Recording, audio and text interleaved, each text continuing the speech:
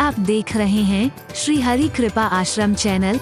संस्थापक स्वामी श्री हरि चैतन्य पुरी जी महाराज।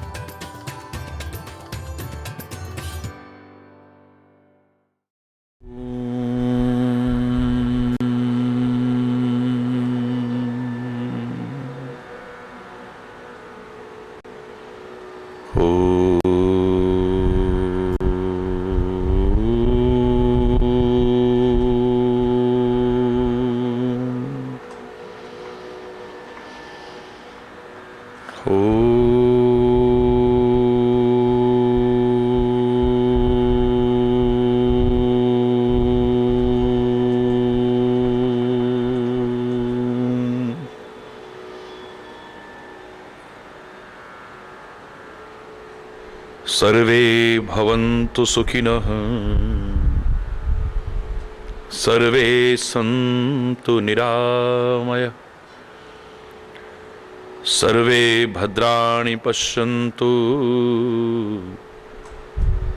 मा कश्चित् दुःखभाग् भवेत्, मा कश्चित् दुःखभाग् भवेत्। ॐ शान्ति शांति शांति। ओ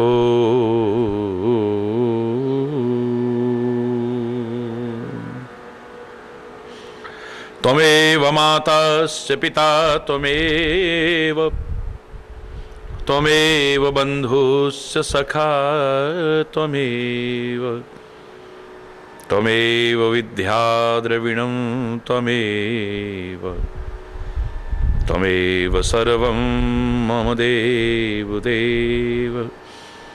ॐ शान्ति शान्ति शान्ति। ॐ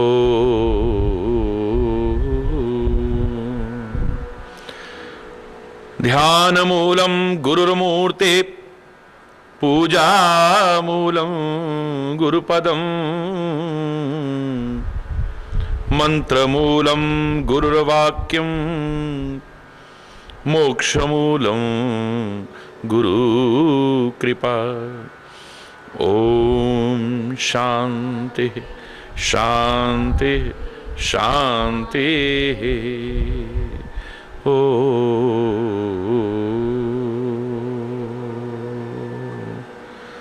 नारायण नारायण हरि हरि, जय जय नारायण नारायण हरि हरि, जय जय नारायण नारायण हरि हरि, जय जय नारायण नारायण हरि हरि, जय जय नारायण नारायण।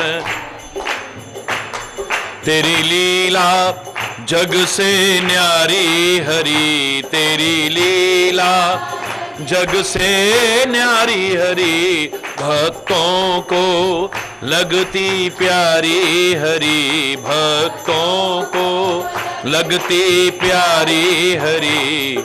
जय जय नारायण नारायण हरि हरि, जय जय नारायण नारायण हरि हरि, जय जय नारायण नारायण हरि हरि, जय जय नारायण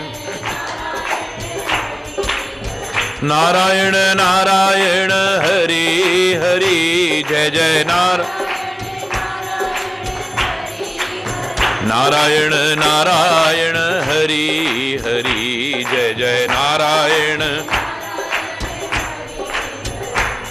हम आए शरण तिहारी हरि, हम आए शरण तिहारी हरि, अब राखो लाज हमारी हरि, अब राखो। नारायण नारायण हरि हरि, जय जय नारायण नारायण नारायण हरि हरि, जय जय नारायण। भक्तों के प्राण आधारे हरि, भक्तों के प्राण आधारे हरि, सारे जग के परम सहारे हरि, सारे जग के परम सहारे हरि। नारायण नारायण हरि हरि, जय जय नारायण नारायण हरि हरि, जय जय नारायण नारायण हरि हरि, जय जय नारायण नारायण हरि, जय जय नारायण नारायण हरि हरि।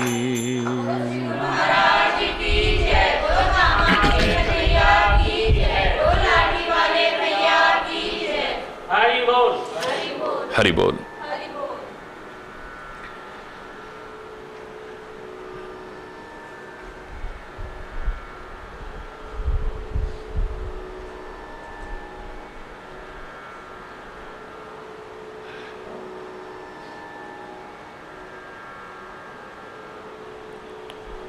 बाहर की बातें, क्रियाएं,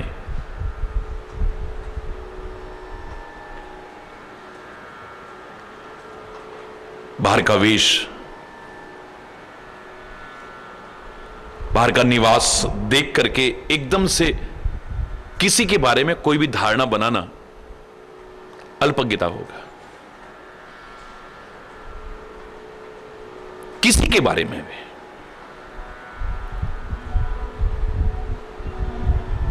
बाहर की बातें सुन करके, बाहर की क्रियाएं देख करके, बाहर का रहन सहन देख करके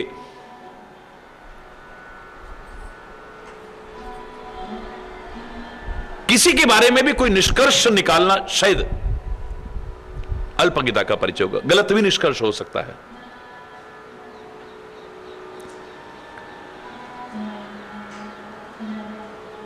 परमात्मा के साकार लीलाओं को, उनके अवतार के चरित्रों को जब हम खाली बाहर बाहर के ढंग से देखते हैं, अच्छों की बुद्धि खराब हो जाती है। कौन समझ पाया?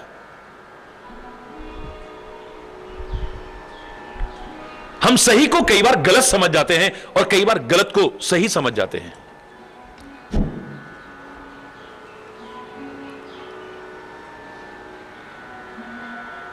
गुरु नानक देव जी चले जा रहे हैं, एक गांव के पास से निकले।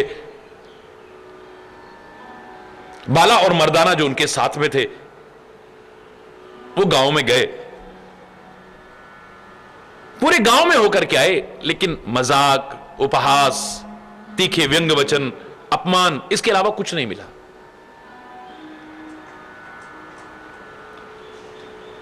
सारे गांव वालों में कोई संस्कार ही नहीं है।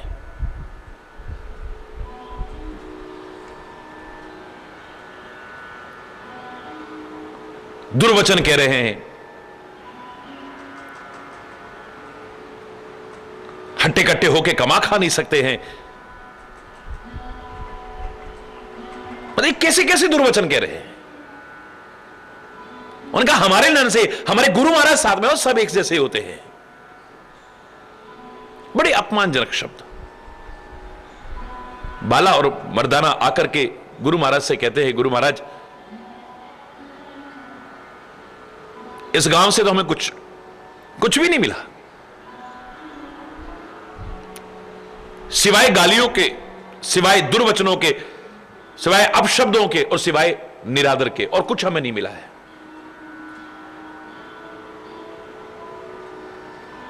आपके लिए भी इतने गलत गलत शब्द बोल रहे थे पूरे गांव वाले। महाराज इन गांव वालों को जरूर कुछ सजा देना। हरि बोल। गुरु महाराज कहते चलो आगे चलते हैं बेटा। गांव की सीमा के पास जैसे ही पहुंचे हैं, पीछे मुड़ के देखा पूरे गांव की तरफ, प्रार्थना करते ऐ परमात्मा ये गांव ऐसे ही बसा रहे हमेशा। यहां कभी आंधी ना आए, कभी तूफान ना आए, कभी बाढ़ ना आए, कभी भूकंप ना आए, कभी सूखा ना पड़े, कभी भूखमरी ना फैले, कभी कोई महामारी ना फैले, कोई रोग ना फैले जिसकी वजह से यहां के लोगों को जाना पड़े। ऐ परमात्मा ये गांव ऐसे ही बसा रहे। बाला मर्दाना को बड़ा गुस्सा आया, बहुत गुस्सा आया। हमारे कहने के बाद भी ये उनको दंड दे रहे हैं या आशीर्वाद दे रहे हैं। अगले गांव में पहुंचे, दूर से जैसे ही देखा इनको कीर्तन करते हुए आते, सारे गांव वाले दौड़ दौड़ करके खेतों से भाग रहे हैं, जो जिस हाल में वैसे ही भाग रहा है। अरे हमारे गांव में संत पधारे हैं, महापुरुष पधारे हैं।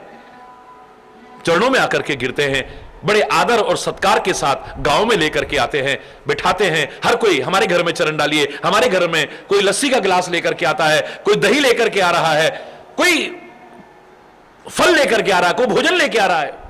महाराज इसमें भोग लगाओ, महाराज इसमें भोग लगाओ महाराज। और सारा कुछ होने के बाद में महाराज अब हमें कुछ सदवचन भी सुनाओ ना, हमारा जीवन तो यूं ही बीत रहा है। इस इलाके में कभी कोई संत पधारे नहीं, आज परमात्मा ने बड़ी कृपा करी है, जो आप जैसे संत, महान संत यहां पधारे हैं। परम सौभाग्य है हमारे।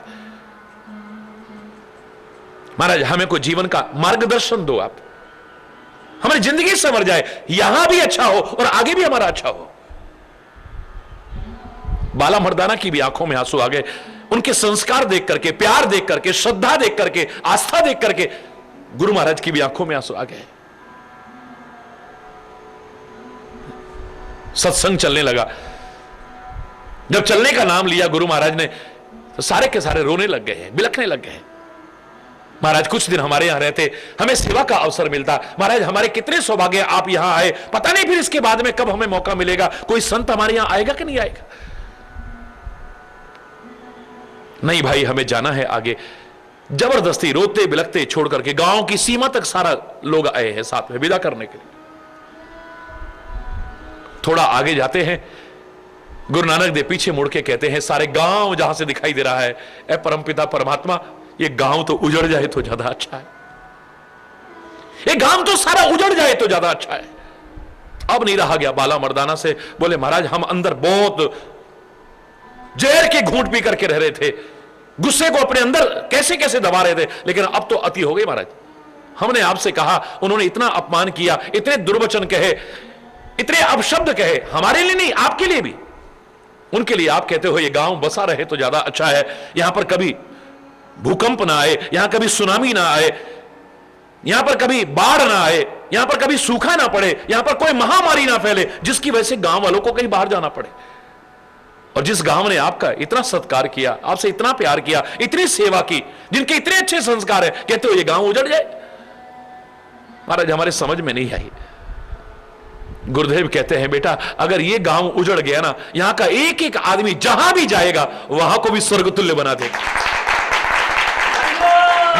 वहां की लोगों में भी अच्छे संस्कार लेकर के आएगा, एक अच्छा वातावरण का निर्माण करेगा। ये लोग जितने गांवों में जाएंगे वहां का भी वातावरण अच्छा बनेगा। लेकिन ये जो गांव है ना, ये अगर किसी वजह से भी उजड़ गया, यहां के लोग कहीं और गए, हो सकता है वहां भी जाकर के ऐसे ही माहौल पैदा कर दें, वहां के लोगों में भी कहीं बुरे संस्कार पैदा ना कर दें। बहुत मुश्किल है समझना, हरि बोलना। बाह्य क्रियाओं से किसी के बारे में आप कोई निष्कर्ष निकालते हो, शायद अधूरा निष्कर्ष होगा आपका, चाहे अच्छे लोगों के बारे में हो, चाहे बुरे लोगों के बारे में हो, किसी के बारे में भी क्यों ना हो। एक छोटा सा उदाहरण और सुनाऊं मैं। गुरु महाराज सब शिष्यों को प्रेरणा देते थे, संसार की नश्वरता का एहसास कराते थे, उनके मन में अपार वैराग्य पैदा हो गया। एक दिन एक शिष्य के घर से फोन आया कि उनकी माताजी का देहांत हो गया है। बेटा तुम्हारी माताजी का देहांत हो गया है। महाराज एक दिन सबने जाना है, क्या हो गया तो? जब मैंने सब छोड़ छाड़ ही दिया है, आपके चरणों में रह रहा हूं, अब मुझे इनसे क्या रहे? बोले नहीं, मां, जन्म देने वाली मां बहुत ऊंचा स्थान रखती है बेटा, नहीं तुम्हें जाना चाहिए। हां, जाकर के कहीं मोह माया में लिप्त मत हो जाना।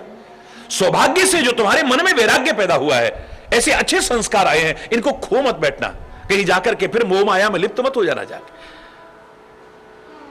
संभव ही नहीं है महाराज, आपका शिष्य हूं, आपके उपदेश हैं, ये दुनियादारी अब मेरे को नहीं फंसा सकती है।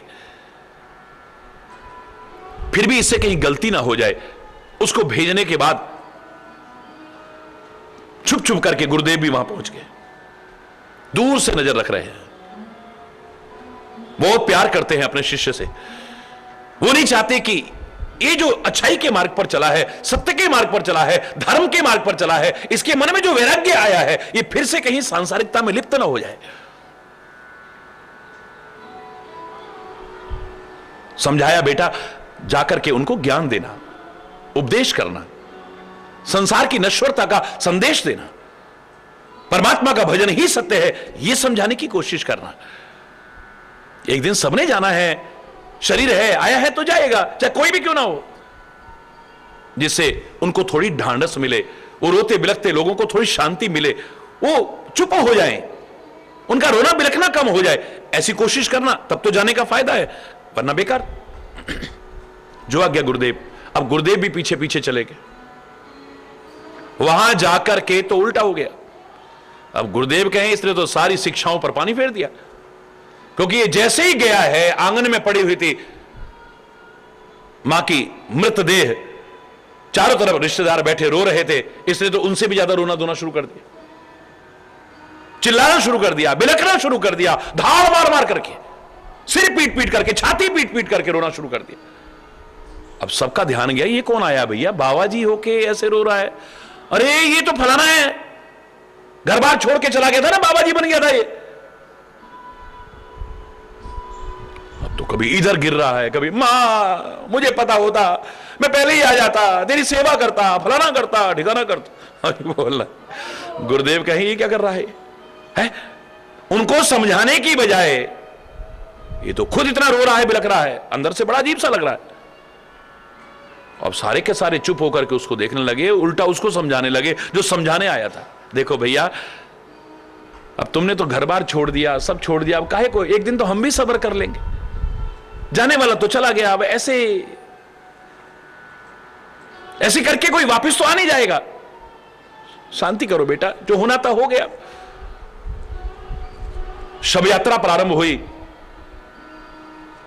और लोग फिर भी राम नाम सत्य है बोल रहे हैं, लेकिन इसकी तो बहुत बुरी हालत, इतनी बुरी हालत है कि दो ने उधर से पकड़ रखा है, दो ने इधर से, कभी इधर गिरता है, कभी उधर गिरता है, बुरा हाल इसका। गुरुदेव पीछे पीछे चल रहे थे, अचानक चोटी काटी, उसे पकड़ा, पीछे करके लाए, ये क्या हो रहा है? तू काहे के लिए आया था यहां? मैंने भेजा था कि इन संसार के लोगों को संसार की नश्वरता का उपदेश करना, इन्हें परमात्मा के भजन की ओर अग्रसर करना, उन्हें शांति देना, उन्हें ढांढस बंधाना। तू तो उनसे भी ज्यादा रो रहा है, बिलख रहा है। गुरुदेव क्षमा याचना चाहता हूं, आपने सारे उपदेश देने के साथ साथ यह भी कहा था कि मात्र सैद्धांतिक ज्ञान ही सब कुछ नहीं है, व्यावहारिक ज्ञान भी होना चाहिए।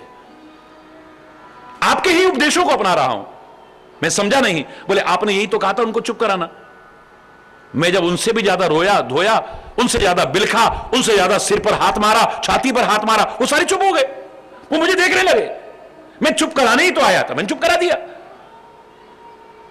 संसार की नश्वरता का उपदेश देना, एक दिन सब चले जाते हैं, मैं क्या सिखाता, अब वो मुझे सिखा रहे थे, देखो भैया हम तो सांसारिक लोग हैं, एक दिन हम भी शांति करेंगे। अरे तू तो बाबा जी बन गया, तू काहे को रो रहा है? अरे आने वाला तो एक दिन जाता ही है, जन्म के साथ मृत्यु तो अवश्य। जो मुझे सिखाना था वो सिखा रहे। अगर मैं इन्हें ज्ञान सिखाता, वो कहते हैं अबे बाबा जी बन गया, तू क्या समझेगा, मोह ममता क्या होती है, अरे हमसे पूछ हमारे दिल पे क्या बीत रही है। मेरे उपदेश का कोई असर नहीं पड़ना था। मैं इनको अगर ज्ञान सिखाता, मेरे ज्ञान का कोई उपदेश नहीं पड़ना था। लेकिन जब मैंने ऐसा करना शुरू किया, जिस लिए मैं आया था, काम तो मेरा पूरा हो गया।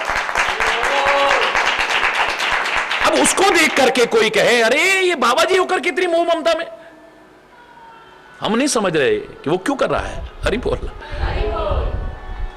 बाह्य क्रियाओं को देख करके किसी के बारे में एकदम से निष्कर्ष निकाल लेना, मेरी शायद अपूर्णता होगी।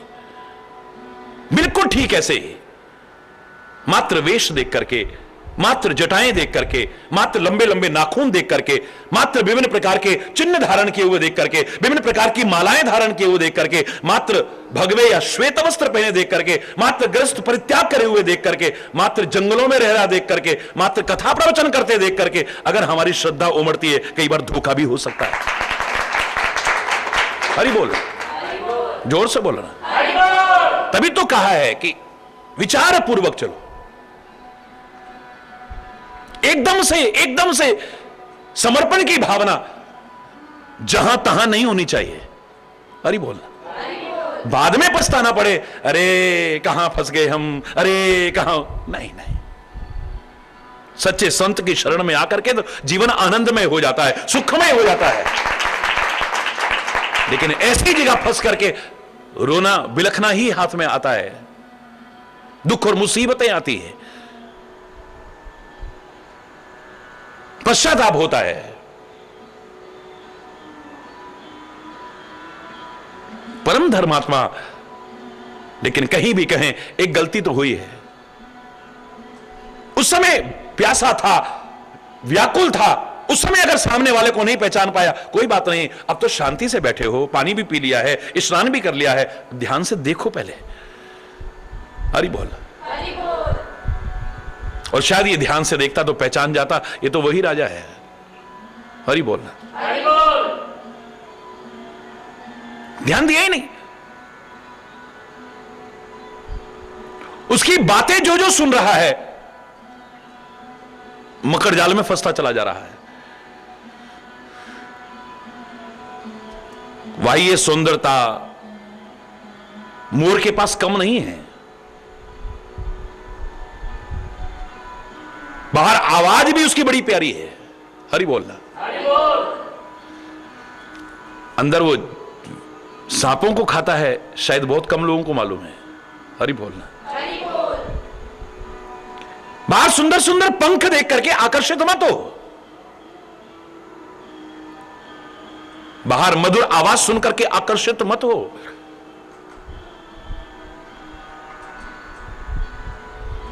तभी तो कहा था, a little knowledge is always dangerous, नीम हकीम खतरे जान। जो अधूरा किसी के बारे में जानना है, चाहे किसी के बारे में भी क्यों ना हो, नुकसानदायक होता है। चाहे अच्छाई की तरफ देखें, परमात्मा के प्रति विभिन्न प्रकार के संदेह हमारे मन में क्यों आते हैं, सदगुरु के प्रति हमारे मन में संदेह क्यों आते हैं, महापुरुषों के प्रति, उन दिव्य और महान आत्माओं के प्रति हमारे मन में संदेह क्यों आते हैं, क्योंकि हम पूरा जानते ही नहीं। भगवान कृष्ण का कंकड़ी मारना हमें पता है, पर गोवर्धन पर्वत भी उठाया था, इसे भूल जाते हैं। उसका चीर हरण करना हमें याद रहता है, लेकिन भरे दरबार में एक वस्त्र में लिपटी रजस्वला नारी का द्रौपदी का चीर बढ़ाया, ऐसा बढ़ाया कि स्वयं चीर का रूप ही धारण कर लिया, यह हम भूल जाते हैं। चीर हरण किया यह हमें याद है, पर किसी की लाज बचाई थी चीर बढ़ा करके, वो हमें याद नहीं रहता है। हरि बोलना। भगवान कृष्ण की चंचलता का बहुत बखान करते हैं हम लोग, लेकिन भरे दरबार में धैर्य पूर्वक शिशुपाल की 100 गालियां भी सुनी थी, यह हमें याद नहीं रहता है।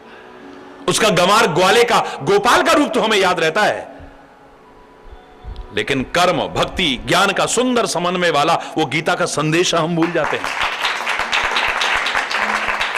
मक्खन खा खा करके अपना और ग्वाल वालों का उसने पेट भरा, ये लीलाएं तो बड़ी याद है हमें।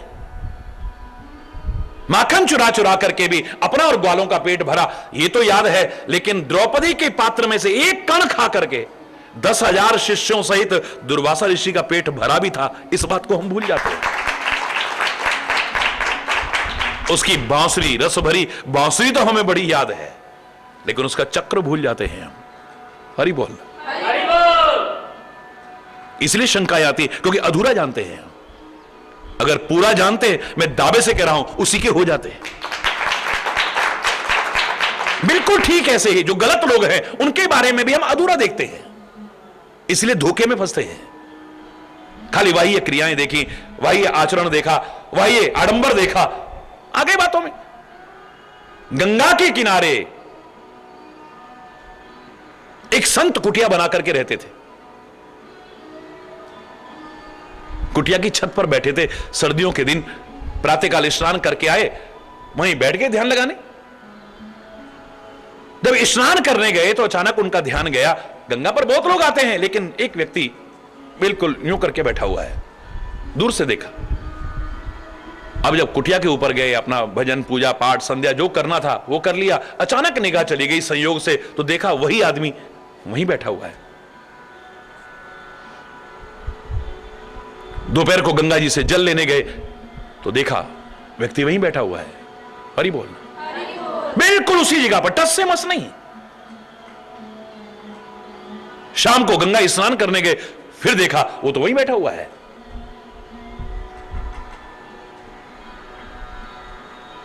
अचानक उनके मन में आया, इतनी देर तो मैं भी एक आसन पर नहीं बैठ पाता हूं, ये तो जरूर कोई सिद्ध पुरुष होगा। हरि बोल रहा है, जोर से बोल रहा है। संत अपनी कुटिया से बाहर निकले, गंगा के किनारे पर पहुंचे, उस व्यक्ति के पास पहुंच करके प्रणाम करने लगे।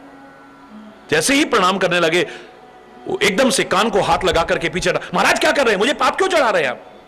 अरे भैया, तू तो मेरे से भी पहुंचा हुआ है, मैं तो घंटा 2 घंटा भी एक जगह पर, एक आसन पर नहीं बैठ पाता हूं। सुबह से देख रहा हूं, शाम हो गई तो एक ही जगह पर बैठा हुआ है। गंगा मैया का कितना भक्त है तू, परमात्मा का कितना भक्त है? बोले महाराज, ना मैं गंगा मैया का भक्त ना भगवान, ये भक्ति भुक्ति हमारे काम की कहां है? तू गंगा मैया का भक्त नहीं है, तू भगवान का भक्त नहीं है, तू ध्यान नहीं कर रहा, क्या कर रहा है फिर यहां पर? सुबह से शाम हो गई। बोले मैं तो मछली पकड़ने वाला हूं जी, सुबह से जाल डाल रखा है, अभी तक कोई हाथ में नहीं, इसलिए बैठा हूं। बाहर से देख करके धोखा खा जाता है। जो ऐसे ढोंगी पाखंडी होते हैं, उन्हें बगुला भगत क्यों कहते हैं, बक ध्यानी क्यों कहते हैं? क्योंकि बगुला इतना एकाग्र चित्त हो जाता है, एक टांग पर खड़ा होकर के, आंखें बंद करके ऐसा ध्यान एकाग्र करता है। विद्यार्थियों को सिखाया, अगर ध्यान लगाना है बगुले से सीखो। काक चेष्टा बको ध्यानम स्वान निद्रा तथैव च। ध्यान बड़ा एकाग्र है, यूं बैठेगा बिल्कुल ध्यान लगा के, लेकिन उसकी निगाह रहती है नीचे पानी में। जैसे ही मछली आई, गड़प, हरि बोलना, जोर से बोल रहा है। उसकी ध्यान किस वजह से है सब जानते हैं, हरि बोलना।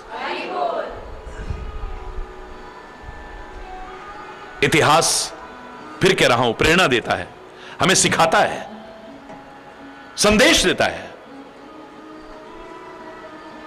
इतिहास को पढ़ करके किसी से भी चाहे जो गलती हुई हो, कम से कम हमसे वो गलती ना हो जाए, ये विचार करना चाहिए। हम तो भिखारी हैं, हम तो घर बार रहित हैं, या जंगल में रह रहे हैं। अरे महाराज, कितने निरभिमानी, इतने महान तपस्वी होकर के आप ऐसे शब्द कह रहे हो? अरे आप जैसे अगर भिखारी हैं तो ब्रह्मा और शंकर को भी संदेह हो जाएगा। हरि बोल। तो फिर राजा महाराजा क्या है? जो सिसो से तब चरण नमामि, मुंह पर कृपा करिए अब स्वामी। राजा भ्रमित होकर के कहता है, आप जो भी हैं मुझे इससे कुछ नहीं लेना, मैं आपको नमस्कार करता हूं। मुंह पर कृपा करिए अब स्वामी, हे स्वामी मुझ पर कृपा करो। राजा का स्वाभाविक स्नेह देखा और अपने बारे में इतना विश्वास रखते हुए देखा, हर तरह से उसे अपने जाल में फंसा करके और अधिक प्यार उमड़ाता हुआ और अधिक अपनापन दिखाता हुआ कहने लगा, सुन सतभाय कहूं महिपाला, यहां बसत बीते बहु काला। हे राजन, अब इसको समझना चाहिए था कि मैंने तो कहा था मैं राजा का मंत्री हूं, ये महिपाल क्यों कह रहा है मुझे? हरि बोल। मैं आपको इशारे करने लगूं तो 36 हैं जहां पर पकड़ में आ जाएंगे। लेकिन इतना वो हो गया है, यहां बसत बीते बहुकाला, यहां रहते हुए मुझे बहुत समय बीत गया है, ना तो मैं अब तक किसी से मिला हूं, ना मेरे से अब तक कोई मिला है। हरि बोलना, जोर से बोल रहा है। पूरे भारत की जब पदयात्रा मैंने की, हिमालय की यात्रा जब की, सच मानिए एक जगह पर मेरे भी मन में आया मैं हिमालय में रह जाता हूं। परमात्मा की साक्षात विभूति उस हिमालय को देख करके पता नहीं क्यों मेरे मन में भी आया, यहां रहना है तो यहां की कुछ जानकारी भी होनी चाहिए। जो यहां रहते हैं उनसे अच्छी जानकारी कौन दे सकता है? तो किसी ने किसी संत के बारे में बताया, 45 साल हो गए उनको रहते हुए, यहां पीछे मुड़ के नहीं देखा है, हिमालय में ही रहते हैं।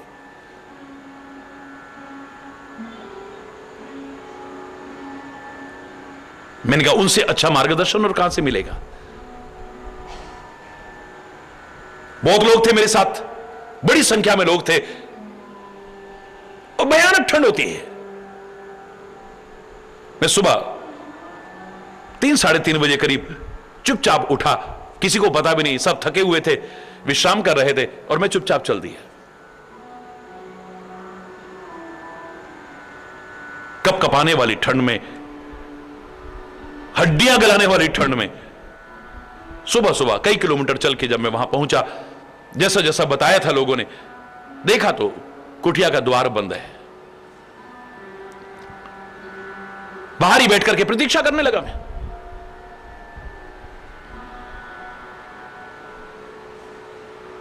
हल्का हल्का प्रकाश होने लगा, थोड़ी थोड़ी धूप आ गई, तब जाकर के कुटिया का द्वार खोला। घड़ी तो थी नहीं, मैंने समय नहीं देखा, लेकिन काफी समय हो गया। जैसे ही महापुरुष बाहर निकले, मैंने चरणों में अभिवादन किया। उन्होंने भी उठाकर के गले लगाया। तुम इतनी ठंड में यहां बाहर बैठे, कब से बैठे हो?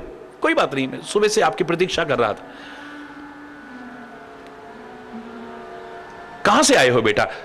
मैंने कहा अब तो सभी जगह मेरी हैं, बस आपके दर्शन की इच्छा हुई। फिर भी बेटा ये शरीर कहां का है आपका?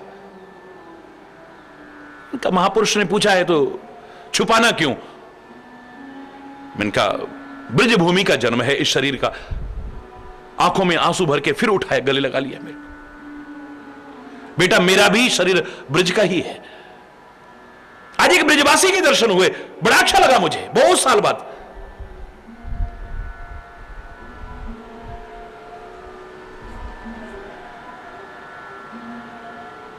अभी हम लोग वार्तालाप कर ही रहे थे, इतनी देर में लोग ढूंढते ढांढते उनको, कुछ लोगों को अंदाज आ गया कि पूछ रहे थे ना, तो लोगों ने बताया था कि फलाने संत हैं, शायद वही ना गए हो महाराज जी। रोते बिलखते सारे आकर के चरणों में गिरने लगे। महाराज जी आप हमसे इतने तंग आ चुके हैं, हमसे क्या गलतियां हुई हैं जो हमें छोड़ करके आप चल दिए? आप जानते हैं हमारे प्राण निकल जाते। साथ रहते थे, वहां के लोग जो साथ चल रहे थे, जब रोते बिलखते वहां आए, आकर के चरणों में गिरे, बोले मैंने तो सोचा कोई लड़का होगा ये। हरि बोल, ये महाराज जी बेटा एक मिनट अंदर आओ तो जरा। मैं उनके पीछे अंदर चला गया। आप, अब वो तू से आप पे आ गए। मैंने कहा स्वामी हरि चैतन्य। तुम स्वामी हरि चैतन्यपुरी हो?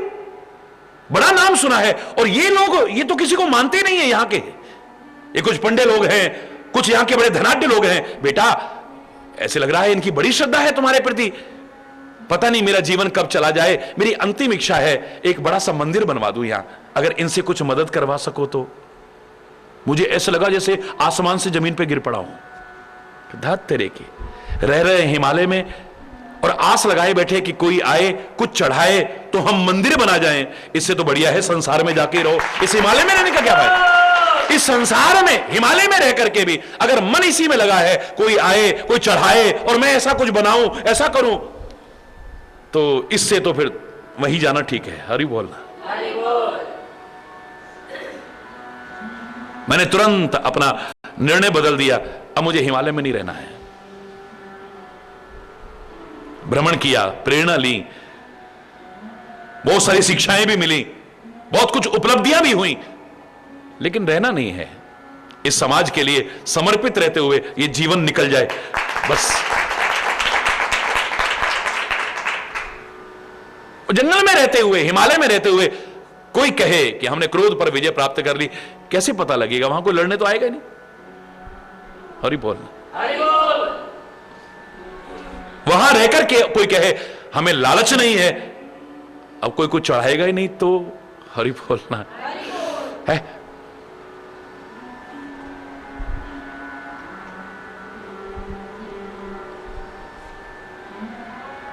हिमालय में रहकर के, क्योंकि मन तो साथ में है ना। जग से कोई भाग ले चाहे पर मन से भाग ना पाए, तेरा मन दर्पण कहलाए। संसार से भागे हो, अपने मन से तो नहीं भागे हो ना। मन तो वहां भी है। मन की जो कामनाएं हैं, मन की जो वासनाएं हैं, मन के जो विकार हैं, वो भी कब जागृत हो जाए कुछ कह सकता कोई? वहां रह के मन कर हलवा खाना है, हरि बोल। अब वहां कहां मिलेगा हलवा? पहले तो हिमालय से तपस्या छोड़ के नीचे उतरो, फिर कहीं से आटा लो, कहीं से घी लो, कहीं से चीनी लो, हरि बोलना। और हो सकता कोई कहे बाबा जी वैसे तो हिमालय में रहते हो, वैसे हलवा खाने का मन तुम्हारा खत्म नहीं हुआ अभी है? जब तक नहीं मिलेगा ध्यान हलवे में लगाए, भगवान की तरफ कहां लगेगा?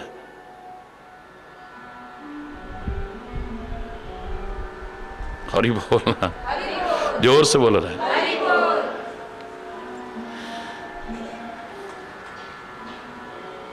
कहां कोई रह रहा है इतना महत्वपूर्ण नहीं है। इतने भयानक जंगल में कोई ऐसे थोड़ी रह लेगा, रह सकता है? क्यों नहीं रह सकता है? हो सकता है कोई अपराधी भी भाग के गया हो, क्यों नहीं रह सकता दुबक करके है?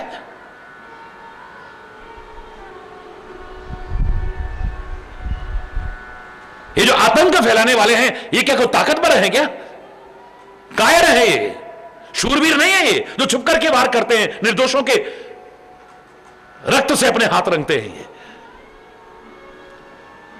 दुबकते फिरते हैं। ये जंगलों में भी रहते होंगे, वेश बदल करके भी रहते होंगे। कहां किस वेश में छुपे क्या कह सकते हैं आप?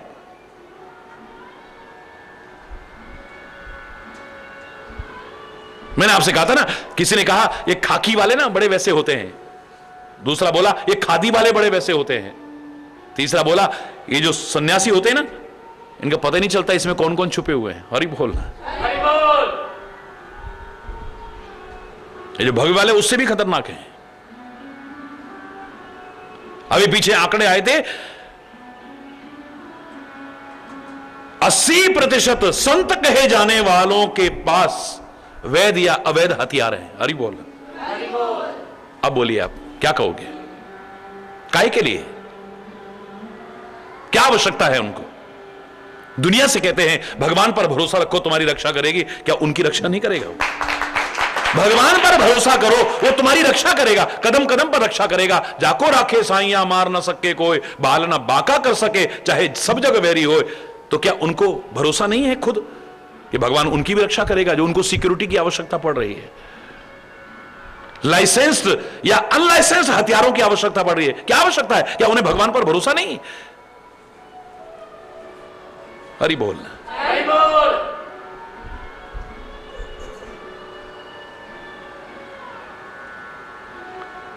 कोई कहां रह रहा है इतना महत्वपूर्ण नहीं है, किस वेश में है इतना महत्वपूर्ण नहीं है, किस देश में है इतना महत्वपूर्ण नहीं है, किस परिवेश में है इतना महत्वपूर्ण नहीं है, लेकिन उसका आचरण कैसा है ज्यादा महत्वपूर्ण है। फिर चाहे तुम जहां भी रहो है।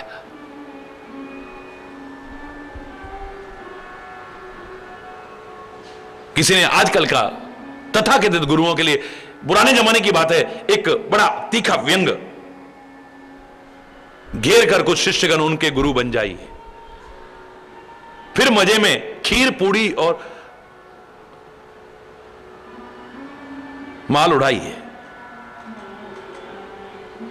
हर कोई स्वामी हरिचैतन्यपुरी नहीं जो सूखी रोटी खाए। हरि बोलना। फिर मजे में माल पूड़ी और खीर उड़ाइए। 1.5 फुट ऊंची तुम्हारी तोंद तब तन जाएगी, पर्सनैलिटी सात्विक फिर सुतह बन जाएगी। शहर के बाहर बगीचे में बना लो झोपड़ी, दीप जैसी देह चमके सीप जैसी खोपड़ी। तर्क करने के लिए कोई आ जाए कोई सामने, खुल न जाए पोल इस भय से लगो मत कापने। जीव क्या और ब्रह्म क्या, तू कौन है मैं कौन हूं, स्लेट पर लिख दो महोदय आजकल मैं मौन हूं। हरि बोल।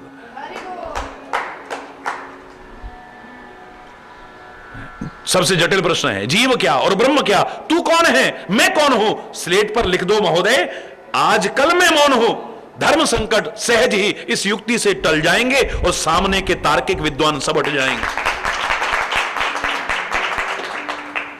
हरि बोल। हरि बोल। मात्र वेश देख करके ही कालनेमी का हनुमान जी तक भ्रमित हो गए थे। मात्र वेश देख करके ही राजा प्रताप भानु भ्रमित हो गया है।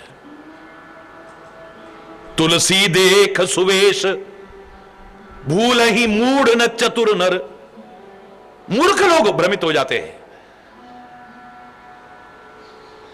जो समझदार है वो भ्रमित नहीं होते हैं, वो संबंध ही उतना बनाते हैं जितना निभा सके। हरि बोलना। जो मैंने चंद वाक्य कहे थे हर जगह पर लागू होते हैं। उतना मत खाओ जितना खा सकते हो, उतना खाओ जितना पचा सकते हो। उतना किसी से संबंध मत बनाओ, जितना बना सकते हो उतना बनाओ जितना निभा सकते हो। उतना मत गाओ जितना गा सकते हो, उतना गाओ जितना रिझा सकते हो। उतना मत कमाओ जितना कमा सकते हो, उतना कमाओ जितना आनंद पूर्वक उपभोग भी कर सकते हो। ना अपना ध्यान है ना परिवार का ध्यान है, ऐसी कमाई का भी क्या फायदा है? खुद भी बीमार हो गए, अब करते रहो कमाई, जो कमा के लाए हो उसे खत्म कर दोगे, फिर आगे कमाने लायक भी नहीं रहेंगे अगर बीमार पड़ गए तो। आज भी आपका लंच बॉक्स ऐसे ही आ गया, क्या करूं, सांस लेने की भी फुर्सत नहीं मिलती है, सारा दिन काम काम काम काम। अरे खाने का होश किसको है भाई? तो काहे के लिए कमा रहा है तू? अरे बोल, काहे के लिए कमा रहा है? अगर तेरा स्वास्थ्य खराब हो गया तो जो तू कमा के लाया है उस सबको तो बर्बाद कर देगा, डॉक्टरों के पास जाके देगा। बीमार पड़ गया तो आगे कमाने लायक भी नहीं रहेगा, क्या फायदा फिर? अपने आप को नहीं देख रहा है, अपने परिवार को नहीं देख रहा है। पापा मुझे जाना है वहां, फुर्सत नहीं है। पापा छुट्टियां हो गई हैं कहीं, देख नहीं रहे कितना काम है, मुझे कोई फुर्सत नहीं है। हरि बोलना, ध्यान से सुनना इस बात को। मैं उनकी नहीं कह रहा हूं जो कहीं नौकरी करते हैं, उनकी मजबूरियां हो सकती हैं। अपना काम जो कर रहे हैं, रात दिन अगर उसमें लगे हुए हैं तो अब हुआ क्या? बच्चों को टाइम नहीं दे सकते, बच्चों को प्यार और अपनापन नहीं दे सकते। बच्चे उठे तब तक तो हम चले भी गए, जब हम वापस आए तब तक बच्चे सो चुके थे। अधिकांशतः ये होता है, जब हम उन्हें प्यार और अपनापन नहीं दे पाएंगे तो झूठे प्यार और अपनेपन की तलाश में बच्चे गुमराह होते देखे हैं। झूठे प्यार और अपनेपन, झूठे प्यार और अपनेपन की।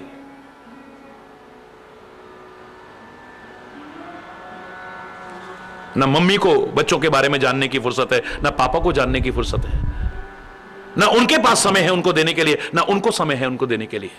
क्या होगा परिणाम? बोलो।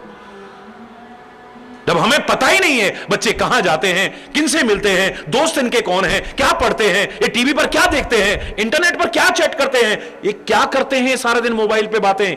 अभी तो स्कूल से आए हैं, घंटा घंटा लेकर के बातें, क्या कर रहे हैं ये किताब के बीच रख करके क्या पढ़ रहे हैं, क्या देख रहे हैं? ये फुर्सत नहीं है। बच्चे गुमराह हो गए। क्या करा तुमने कमा के?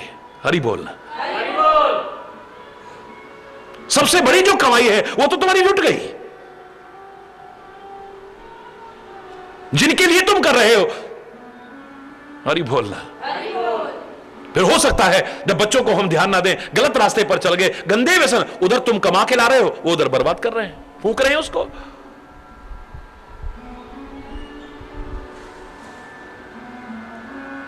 बड़ा अटपटा सा लगता है ये वाक्य, लेकिन गहराई में जाने की कोशिश करना। उतना मत कमाओ जितना कमा सकते हो, उतना कमाओ जितना आनंद पूर्वक उपभोग भी कर सकते हो। हरि बोलना।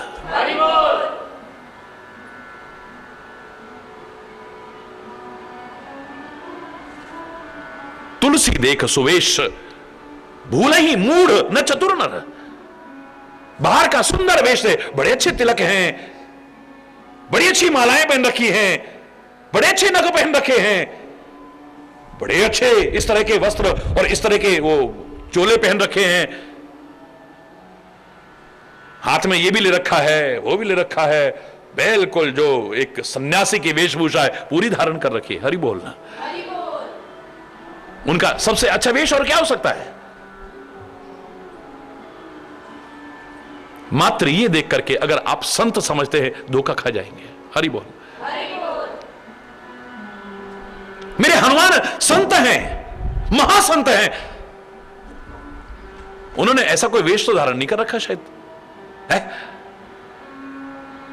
बाहर उनके चाहे कुछ हो ना हो, लेकिन अंदर राम के अलावा कुछ है ही नहीं।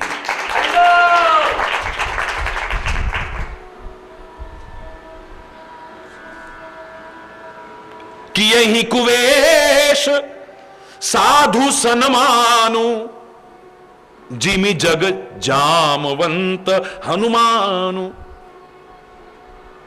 सच्चा संत हो, सच्चा भक्त हो, चाहे वानर के रूप में हो, चाहे ऋक्ष के रूप में हो, जामवंत और हनुमान की तरह, वो भी आदरणीय बन जाता है।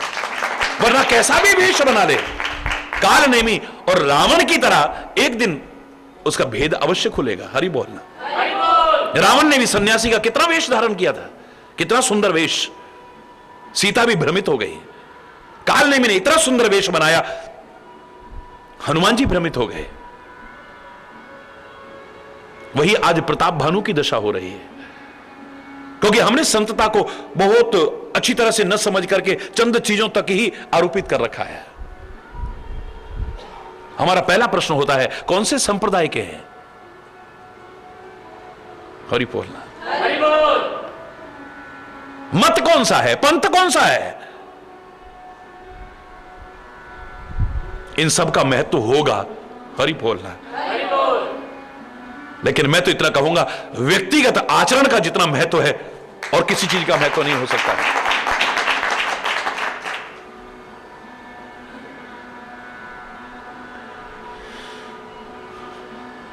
हर तरह से देखा,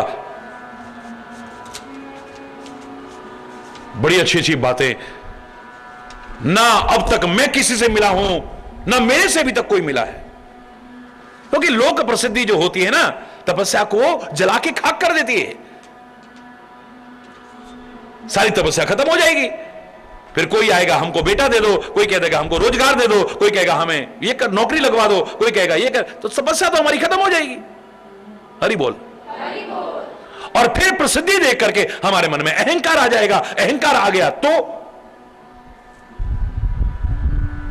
हरि बोल। इसलिए मैं अब तक गुप्त रहता हूं या एकांत में जंगल में, ना मुझे कोई देखे ना मैं किसी को देखता हूं। भगवान के अलावा मुझे किसी चीज से कुछ लेना देना नहीं है। अरे भगवान सब बिना जनाए भी सब जानते हैं, उनको जनाने की क्या आवश्यकता है? दुनिया को रिझा के क्या मिलने वाला है? लेकिन तुम पवित्र हो, सुमति हो, मेरे परम प्रिय हो।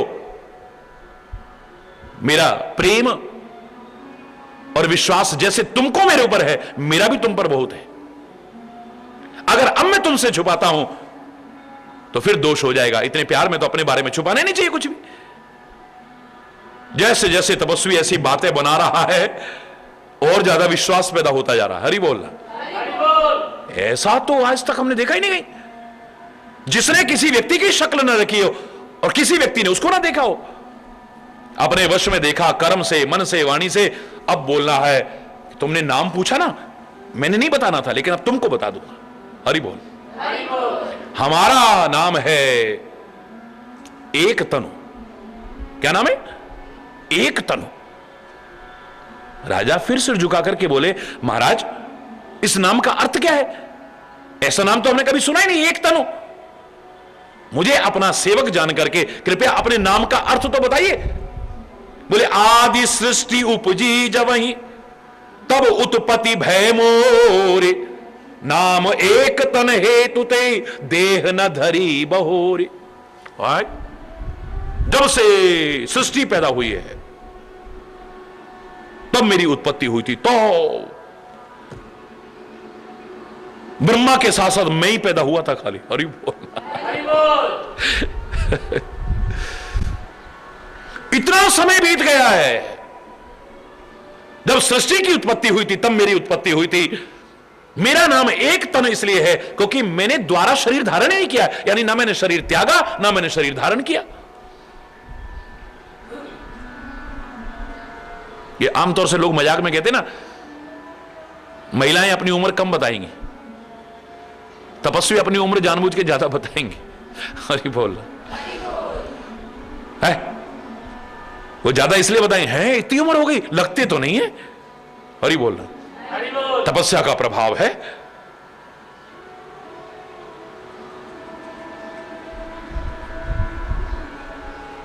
मेरा नाम है एक तनु का, और सुनकर के आश्चर्य मत करना पुत्र,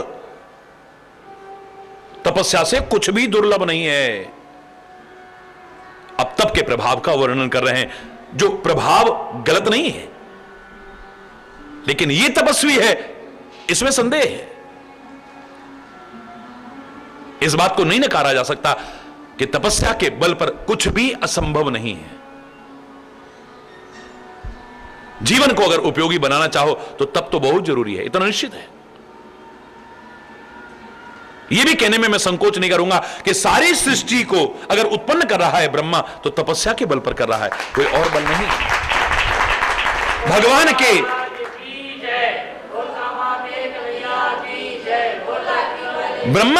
ब्रह्मा जी जब भगवान विष्णु के नाभि कमल से उत्पन्न हुए हैं, चारों तरफ देखने लगे, मैं कौन हूं, कहां आ गया हूं, क्या करना है मुझे। मन में प्रश्न आए, आकाशवाणी होती है, ब्रह्मा तपस्या करो, तुम्हें अपने आप पता लग जाएगा। तपस्या की है।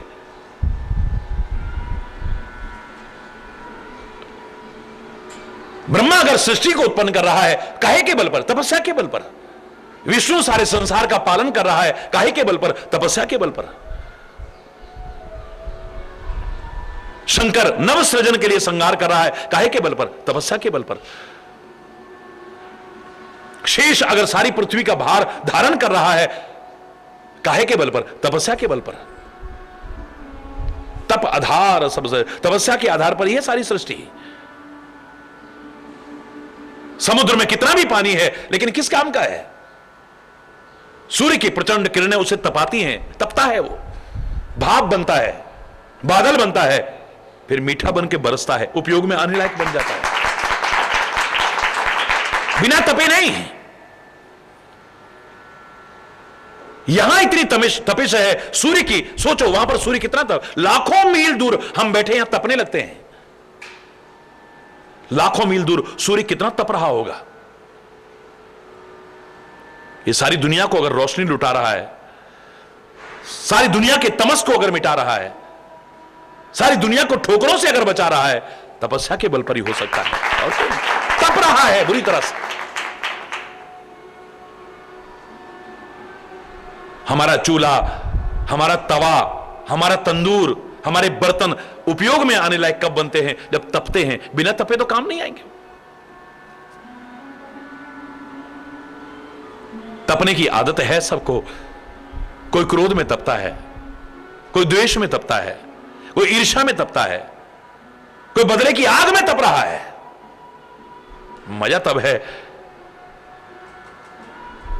कि अपने गृहस्थ को तपोवन बनाते हुए, हर क्रिया को तपश्चर्या पर क्रिया बनाते हुए, अपने जीवन को तपोमय बनाते हुए अगर तपने की कोशिश की जाए, आनंद आएगा। तपस्या के बल पर कुछ भी दुर्लभ नहीं है। तपस्या से कुछ भी असंभव नहीं है। यह सुन करके राजा को और भी विश्वास होने लगा, और वो तो अरबों वर्ष पुरानी कथाएं कहने लगा। तब ऐसा हुआ, तब ऐसा हुआ, तब ऐसा हुआ, कर्म धर्म इतिहास अनेका, करे निरूपण विरति विवेका।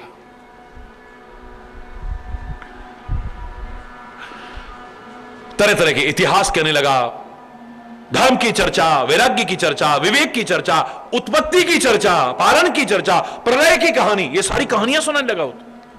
और ऐसी आश्चर्यजनक कहानियां देखा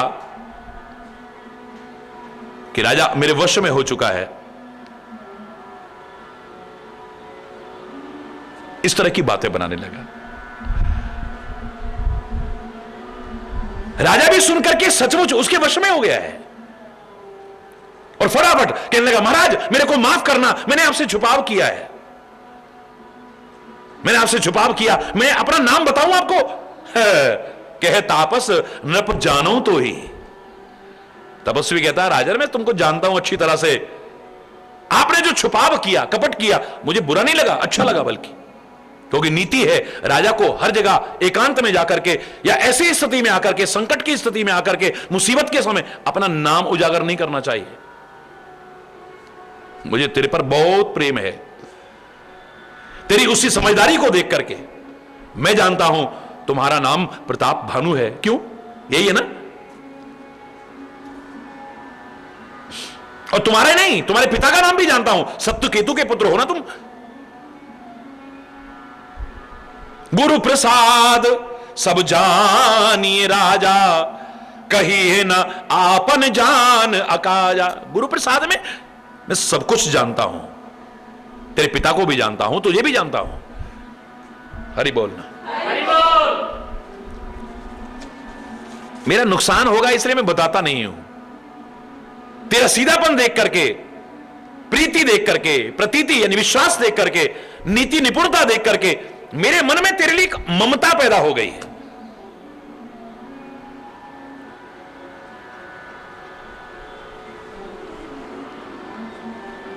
इसलिए तेरे पूछने पर मैंने बताया है। अब प्रसन्न मैं संशय नहीं, अब मैं तेरे से बहुत प्रसन्न हूं, संशय मत करना। मांग जो भूव भाव मन में, तेरे मन में जो आए वो मांग ले मुझसे। बड़े अच्छे वचन सुन करके राजा बड़ा हर्षित हुआ, चरणों में गिर पड़ा, प्रार्थना करने लगा, हे मुनिराज, आपके दर्शन से चारों पदार्थ मेरे हाथ में हैं, धर्म, अर्थ, काम और मोक्ष। लेकिन फिर भी आपको प्रसन्न देख करके मैं एक बड़ा दुर्लभ वर मांगता हूं, मुझे शोक रहित कर दीजिए। क्या मांगना चाहते हो? जरा मरण, बोलो। जरा मरण, जरा मरण, दुख रहित तनु, दुख रहित तनु, समर जिते जन को, समर जिते। एक छत्र रिपुहीन मही, राज कलप सत हो। बाबा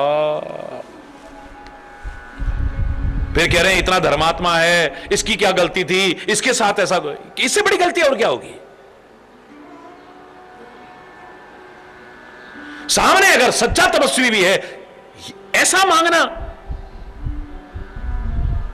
कभी मुझे बुढ़ापा ना आए, और ही बोलना, जोर से बोलो ना, जरा मरण, कभी मेरी मृत्यु ना हो। भगवान नहीं दे सकते। हिरण्यकश्यप ने ये तो मांगा था, मेरी कभी मौत ना हो, बोले वो नहीं हो सकता है। तो ठीक है, फिर अंदर भी ना मरूं, बाहर ना मरूं, ऊपर ना मरूं, नीचे ना मरूं, अस्त्र से ना मरूं, शस्त्र से ना मरूं, मानव से ना मरूं, पशु से ना मरूं, दिन में ना मरूं, रात में ना मरूं। नरसिंह रूप धारण करके संधि काल में जांग पर रख करके नाखूनों से विदार करके चाहे हुआ हो, लेकिन मृत्यु तो अवश्यम बात है। आया है सो जाएगा, आया है सो जाएगा। राजा रंक फकीर, फर्क कितना है, एक सिंहासन चढ़ गए, एक बंधे जंजीर। अगर तुम ऐसा मांग रहे हो और सामने वाला कह रहा हां मैं तुमको अमर कर सकता हूं, हां कभी बुढ़ापा तुमको नहीं आएगा, कभी तुम्हारे पर दुख नहीं आएगा, हरि बोलना, मामला गड़बड़ है। उससे कहो तूने भी एक दिन जाना है। हां अगर वतन के काम आ जाए, समाज के काम आ जाए, किसी के काम आ जाए, तो मर के भी नहीं मरेगा, अमर हो जाएगा। वरना मृत्यु ना आए, मृत्यु ना आए, ऐसा नहीं हो सकता। बुढ़ापा ना आए मुझे, देखिए क्या मांग रहा है, कभी भी मौत ना आए मुझे, दुख रहित तन, मेरा शरीर कभी दुखी ना हो, इसमें कोई रोग ना आए कभी। समर जीते नहीं कोई, युद्ध भूमि में मुझे कोई जीत ना सके। सारी दुनिया पर राज कर लिया, सारी दुनिया में एक छत्र राज्य है इसका, फिर भी अभी लालसा गई नहीं। एक छत्र रिपुहीन मही, एक छत्र राज्य सारी पृथ्वी पर, वो तो है तेरा, लेकिन राज कल्प सत हो, 100 कल्प तक हो। हरि बोलना, इससे बड़ी गलती और क्या कहोगे? महत्वाकांक्षी होना बुरी बात नहीं है, एम्बिशियस होना कोई बुरी बात नहीं है, पर ओवर एम्बिशियस, अत्यधिक महत्वाकांक्षी होना यह अच्छी बात तो नहीं है। खास तौर से योग्यता से ज्यादा जो महत्वाकांक्षी होता है वो एक दिन अवश्य दुखी होता है। अपनी योग्यता को बढ़ाओ, महत्वाकांक्षाओं को नहीं। मैं इंजीनियर बनना चाहता हूं, मैं डॉक्टर बनना चाहता हूं, मैं साइंटिस्ट बनना चाहता हूं, मैं ये बनना चाहता हूं, इसकी बजाय अपनी योग्यता को बढ़ाओ ना।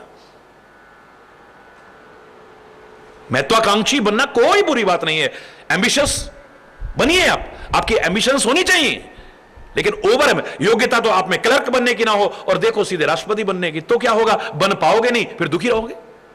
हरि बोल। योग्यताओं को निखारते जाओ, निखारते जाओ।